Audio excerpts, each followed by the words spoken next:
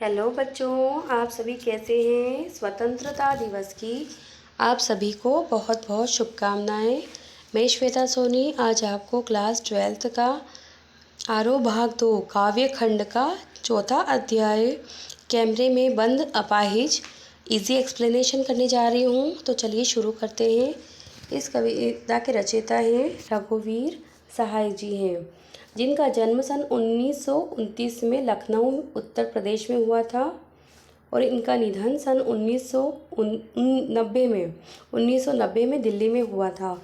इनकी प्रमुख रचनाएं हैं आत्महत्या के विरुद्ध, हंसो हंसो जल्दी हंसो, पत्रकारिता, ऑल इंडिया रेडियो में के हिंदी समाचार विभाग से संबंध रहे, फिर हैदराबाद से निकलने वाली पत्रिका कल्पना और उनके बाद दैनिक नव भारत टाइम्स तथा दिनमान से संबंध रहे। तो चलिए शुरू करते हैं। कैमरे में बंद अपाहिज।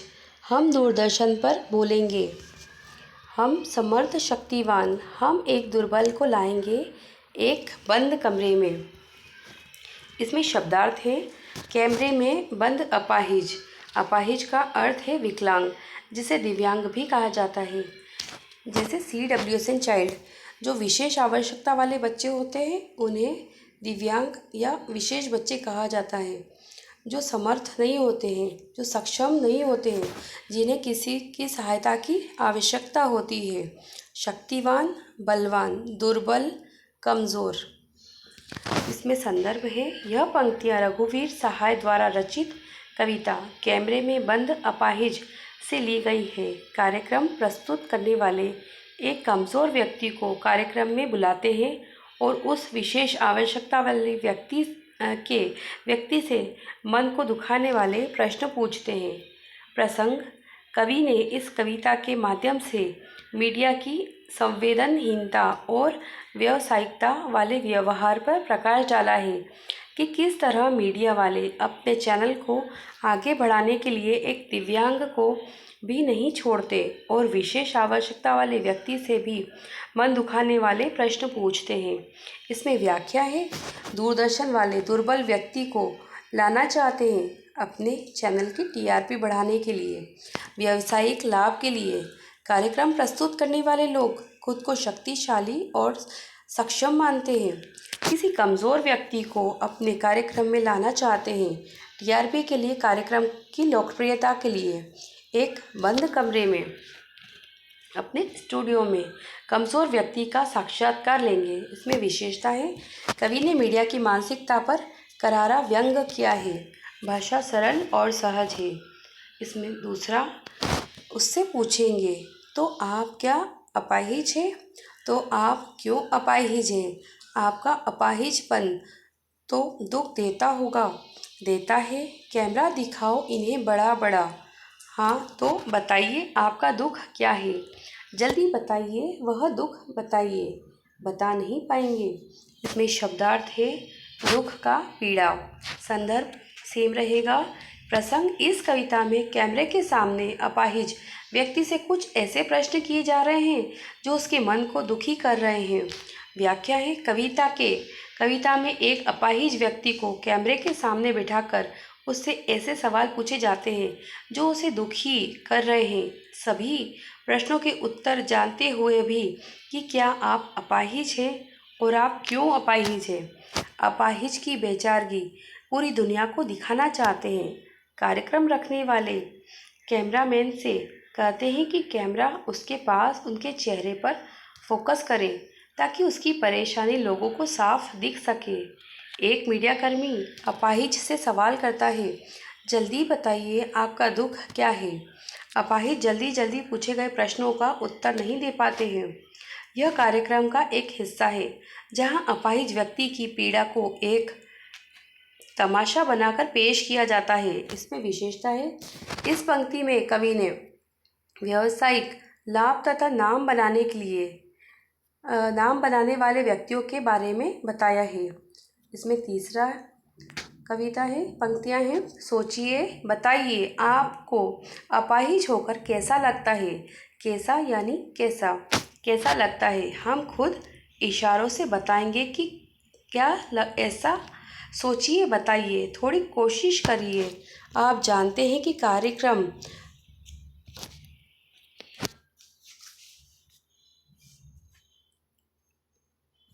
यानी कैसा लगता है। हम खुद इशारों से बताएंगे कि क्या ऐसा सोचिए, बताइए, थोड़ी कोशिश करिए। यह अवसर खो देंगे।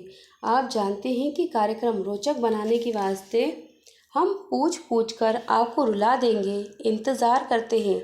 आप भी अपने रो पड़ने का करते हैं। यह प्रश्न पूछा नहीं जाएगा। इसमें शब्दार्थ, इसमें संदर्भ सेम रहेगा। प्रसंग, कवि कहते हैं कि किस तरह कार्यक्रम का संचालन करने वाले अपने कार्यक्रम को रोचक बनाने के लिए कोशिश करते हैं, चाहे उनके प्रयास से किसी का मन भी क्यों ना दुखी हो। इसमें व्याख्या है। कवि कहते हैं कि मीडिया वाले अपने चैनल को आगे बढ़ाने के लिए अपाहिज व्यक्ति से ऐसे सवाल पूछते हैं जो उनकी पीड़ा को उजागर करते हैं। जैसे, आप अपाहिज क्यों हैं? मीडिया वाले उन्हें अपने प्रश्नों का उत्तर देने के लिए जोर देते हैं, और जब वे अपनी पीड़ा बताने में असमर्थ होते हैं तो वे खुद ही इशारों से बताते हैं कि क्या ऐसा कार्यक्रम का संचालन और मीडिया वाले अपाहिज को अब ज़्यादा परेशान करते हैं, क्योंकि उनके द्वारा पूछे गए प्रश्नों का उत्तर ना मिलने पर कार्यक्रम पर विपरीत प्रभाव पड़ने लगता है। व्यावसायिक दृष्टि से वे कहते हैं कि कार्यक्रम को रोचक बनाना है, इसलिए वे उनसे प्रश्न पूछकर रुलाना चाहते हैं। दर्शक भी इसी बात का इंतज़ार करते हैं कि वे कब रोए, लेकिन यह प्रश्न पूछा नहीं जाता। इसमें विशेषता है। कवि ने मीडिया कर्मी के साथ साथ श्रोता और दर्शक दोनों पर व्यंग्य किया है। इसमें भाषा सरल है। व्यंग्य शब्द शक्ति का प्रयोग है। व्यंजना शब्द शक्ति का प्रयोग है। चौथा है, फिर हम दिखलाएंगे फूली हुई आँखों की एक बड़ी तस्वीर, बहुत बड़ी तस्वीर, और उससे होने होठों पर एक कसमसाहट भी। आशा है आप उसकी अपंगता की पीड़ा मानेंगे। एक और कोशिश। दर्शक, धीरज रखिए, देखिए, हमें दोनों एक संग रुलाने हैं, आप और वह दोनों। दर्शक, इसमें शब्दार्थ है। कसमसाहट, छटपटाहट। इसमें संदर्भ है।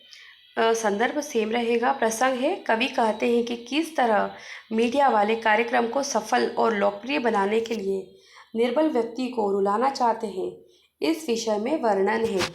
व्याख्या, इस पंक्ति में कार्यक्रम का संचालक कैमरे को अपाहिज व्यक्ति की आंखों पर फोकस करने के लिए कहता है, ताकि जब उसके प्रश्नों को अपाहिज व्यक्ति दुखी होकर रोने लगे तो वे उसे बहुत बड़ा करके दिखा सके।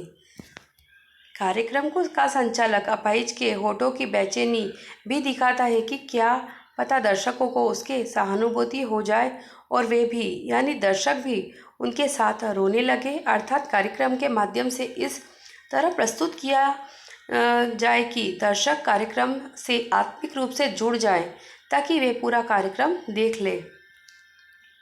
इसमें विशेषता है। कवि ने मीडिया की व्यापारिक व्यवहार पर व्यंग्य किया है। इसमें पांचवी पंक्ति है।